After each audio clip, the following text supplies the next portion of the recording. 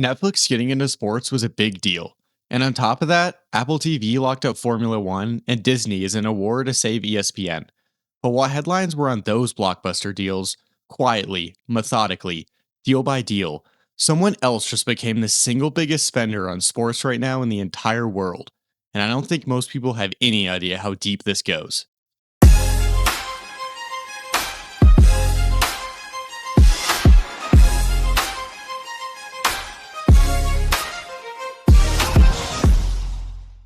Let's start with just the list because it's genuinely staggering.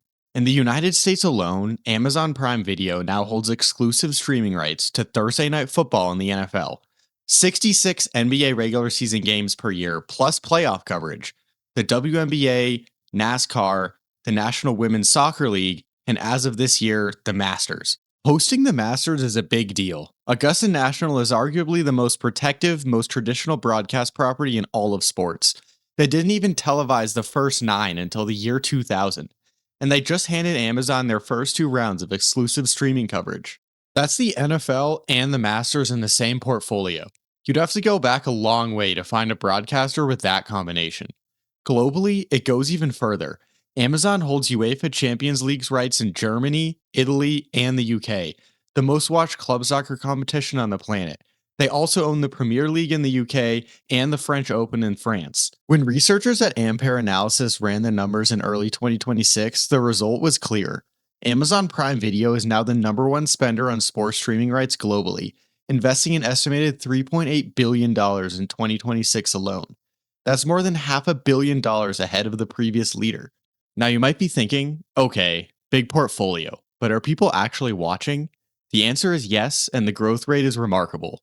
When Amazon launched Thursday Night Football in 2022, they averaged about 9.6 million viewers.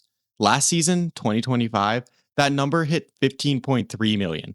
That's a 60% increase in 3 years, and it was the most watched Thursday Night Football season in its entire 20-year history. And the wildcard playoff game Amazon streamed this past season, 22.1 million viewers, the most streamed sporting event in Prime Video history. More interesting than the raw numbers, who is watching? The median age of a Prime Video NFL viewer is 46.9 years old.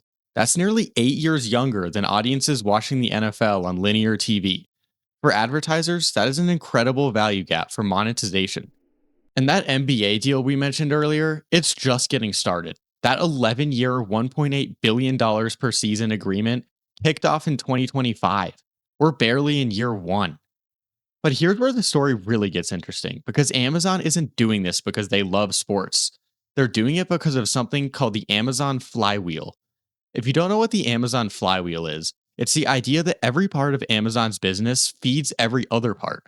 More Prime subscribers means more shopping. More shopping means more data. More data means better advertising. Better advertising means more revenue to invest in content. Better content means more Prime subscribers. And around it goes. And sports is the perfect fuel for that flywheel. Here's why. First of all, live sports drives Prime subscriptions. You can't skip it. You can't watch it later. It's the last truly appointment viewing content left. If you want Thursday Night Football, you need Prime. Secondly, sports creates premium advertising inventory. Bank of America estimated Prime Video could generate $3.5 to $5 billion in ad revenue in 2025 across its platform. And live sports commands the highest ad rates of anything on television. Amazon reportedly brought 50 new advertisers to the NFL programming alone. And lastly, the data. This is the part that most people overlook. Amazon knows what you watch, what you search, and what you buy.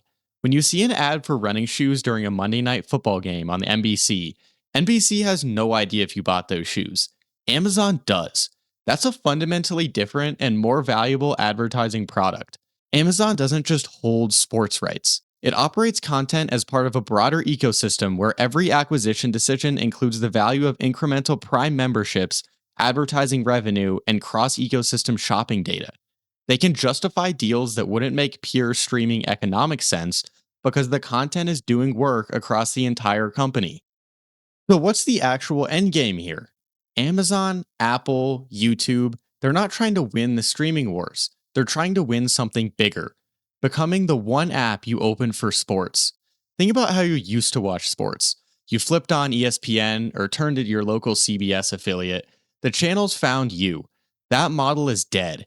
Now you have to find the content, and whoever owns the hub you search through owns your attention, your data, and your wallet. Amazon is already building toward that.